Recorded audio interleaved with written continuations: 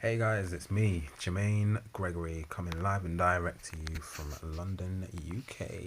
And today I'm just going to share with you a little experience. Actually,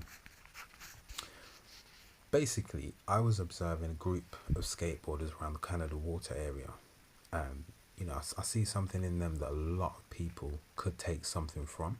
Now, like I'm sort of watching, observing these guys, and they're just skating around back and forth, ollieing or jumping over steps and the old like heavy duty chains, laid against the edge of the platform overlooking the pond area. Some of the tricks look pretty cool. And then I don't know, but I start to wonder into myself as I'm here thinking about the book I'm reading, The Magic of Thinking Big. Now, the book talks about ideas and whether big or little, that they are achievable. But to think big is where the magic really happens. Like the breaking points, for want of a better word, of our efforts and thinking is where we really, really, really come into our own and find our purpose as individuals. Now, there are several examples throughout history of people who said no to people who said no. That it can't be done. It won't work. It'll never happen. You may as well continue in the safety and reliability of your current job and not risk it. It's not worth it. These phrases are all too common to those who have a wave of new, unadulterated thinking and express them amongst their peer group.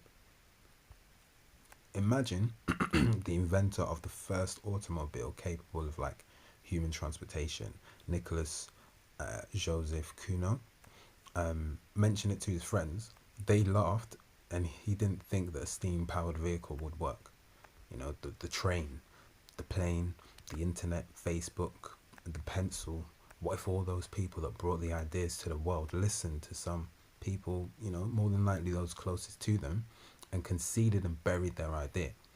Now, me, I firmly believe somewhere someone else would have eventually come along and birthed the idea into fruition, but it would all have happened later. We'd still be waiting for faster ways to do things. We could still be using horse and cart, just witnessing the birth of dial up. Imagine that, right? If a page takes longer than 3 seconds to load, we start screaming and going, ah! Why is it so slow? But, and now we're tapping heat or pressure sensitive, screens to form words to communicate message and meaning to share with the world. Anyway, like the one thing that I kind of noticed about these skaters is that they are relentless. Like I've experienced with skating, and I know it's not the easiest thing to stand on a plank of wood with like four wheels underneath it while it's moving. Yeah, it's disorientating, it's challenging, yet possible. And why is it possible? Through learning and practice. You need to understand how to stand on the board, to hold your balance, how to push yourself along, gain momentum. In my skater days, I learned to skate in a half pipe and ramp. Right now, these are like a half pipe is the it's like basically half a pipe. Yeah. So also the ramp was probably a little taller than myself. And it was just on a big slope. It's really scary. Anyway, so both take quite similar skills, but the difference between them is that with the half pipe, you have to gain your own momentum as you go and up. Yeah, so you start off slow and keep thrusting your knees in a jumping motion when you get to the apex of your momentum to kickstart the downward motion with more speed. Like kicking on a swing to go higher. Yeah, so it is with skateboarding. Whereas with the ramp, it's one downward motion and that's that. Like, if you mess up, you can mess up pretty big. So like the number of times I tried just simply coming down on the ramp, which is actually taller than me. Like I said, I'm 5'10", so this ramp is pretty tall. And fell over in one afternoon was actually seemingly insane. Like the number of times I edged onto the slope and stepped off and watched as the board slid down perfectly, then running away into the distance. The number of times I finally made it down the slope, and as I hit flatland, I fell. As if I made it down the slope, then fall on level ground. Right? How does that make sense? Anyway, This represents like the change in climates and environments we all go through in life. Situations can change suddenly. Sometimes we expect them and watch as they come even closer and then resort to falling off.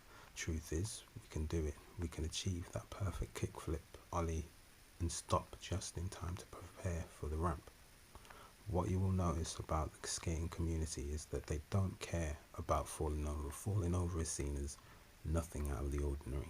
Everyone acknowledges that everyone does it, has been through it, especially when you're trying new tricks, and even those that are seasoned skaters, they fall over. It can be painful, but you even learn how to fall better so you don't severely injure yourself. You can use it as a reference to improve your technique to then go on to be successful and crack the skill you're practicing. I suppose what today is kind of trying to tell me is that patience and keep practicing, adjusting slightly, observing, and eventually I will nail it. I want you to repeat that. Eventually I will nail it. By the way, I achieved the ramp after the first few attempts on different days, and when I did, I felt so much relief. A weight had been lifted. I'd finally achieved it. And with that, guys, I just want to say, go forward, practice whatever skill it is that you're doing, practicing, whether it's, working on a business, if you're skating, if you're learning how to trampoline, if you're a sprinter, if you're a lawyer, if you're a doctor, there are skills that you need to work on and keep working on, keep practicing. So that's what I want to say. Just keep practicing, because it will come. And when it comes, it's going to be so awesome. Thank you very much. May the universe bless you with what you deserve. Have a good day.